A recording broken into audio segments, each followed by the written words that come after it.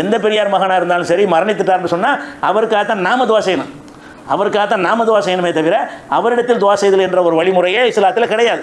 அப்போ நபிகள் நாயகம் ஸல்லல்லாஹு அலைஹி வஸல்லத்துக்காக இந்த பாங்குக்கு பிறகு நீங்கள் செய்யக்கூடிய துவா எதை காட்டுது? அந்த துவா என்ன காட்டுதுன்னு கேட்டால் அவங்கள்ட்ட நம்ம பேச முடியாது, அவங்கள்ட்ட எந்த கோரிக்கை வைக்க முடியாது, அவங்களுக்காக அல்லாட்ட தான் கோரிக்கை வைக்க முடியும், அதை காட்டுகிறது. அதே மாதிரி நீங்கள் நடைமுறையில் மார்க் அனுமதித்த சில விஷயங்களை நீங்கள் வாழ்க்கையில் கடைப்பிடிக்கிறீங்க. என்ன கடைப்பிடிக்கிறீங்கன்னா, சில சஹாபாக்கள் பேரை கேட்ட உடனே ரலியல்லாஹு அன்ஹுன்னு சொல்கிறீங்க, அபூபக்கர் ரலியல்லாஹு அன்ஹு, உமர் ரலியல்லாஹு அன்ஹு, உஸ்மான் ரலியல்லாஹு அன்ஹுன்னு சொல்கிறீங்க. இது சஹாபாக்களுக்கு தான் சொல்லணும்னு சட்டம் கிடையாது, யாருக்கு வேணாலும் சொல்லலாம். ஆனால் நடைமுறையில் சஹாபாக்களுக்கு சொல்லணும், சஹாபாக்களுக்கு சொல்லி தப்பு இல்லை.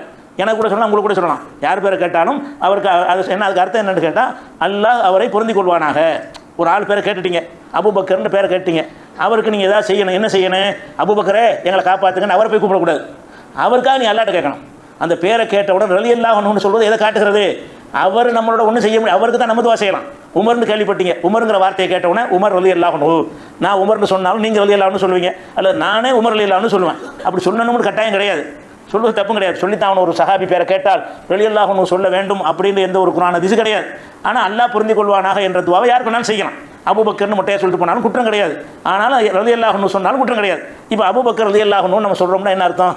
அபூபக்கர் என்று சொல்லிவிட்டு ரலியல்லாஹு அன்ஹு அவரை அல்லாஹ் பொருந்திக் கொள்வானாக. இப்போ நம்ம அபூபக்கர்கிட்ட பேசுகிறோமா, அவருக்காக அல்லாட்ட பேசுகிறோமா? நம்ம அபூபக்கர் கூப்பிடலையே, அபூபக்கரே அப்படின்னு அவரை நோக்கி நம்ம பேசுகிறோம், உமரை நோக்கி நம்ம பேசுகிறோம். நம்ம யார் நோக்கி பேசுகிறோம்? ரலியல்லாஹு, அல்லாஹ் அவரை பொருந்திக் கொள்வானாக.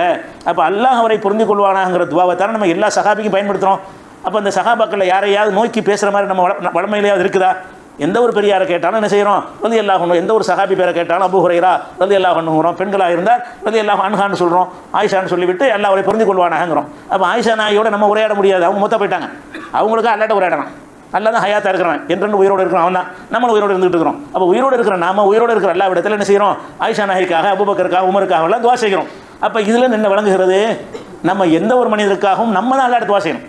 இறந்துட்டு உசுரோடு இருந்தாங்கன்னா அவங்களும் செய்வாங்க, மரணிச்சிட்டாங்கன்னு சொன்னால் நான் உசுரோடு இருக்கிற நாம தான் அவங்களுக்கு அல்லாட்ட துவா செய்யணுமே தவிர நீங்கள் அல்லாட்ட கேட்டு வாங்கித்தாங்க, நீங்கள் எங்களுக்கு பேசி வாங்கித்தாங்க, நெருக்கத்தை உண்டாக்கித்தாங்கன்னு கேட்க முடியாது.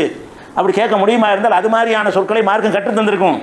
ரசூலுல்லாஹ்வுடைய ஸலவாத்தை வேறு மாதிரி ரசூலுல்லாஹ் கற்று தந்திருப்பாங்கல்ல. என் பேரை கேட்ட உடனே முகமதே நீங்கள் பார்த்து ஏதாவது உதவி செய்யுங்கிற மாதிரி ஒரு அர்த்தம் தரக்கூடிய சொல்ல கூட கற்று தந்திருக்கலாம்ல. அப்படி கற்றுத்தரலையே, எனக்கு அல்லாட்ட கேளுங்கன்னு தான் கற்றுத்தர்றாங்க. அதை ஒன்று பார்க்குறோம்.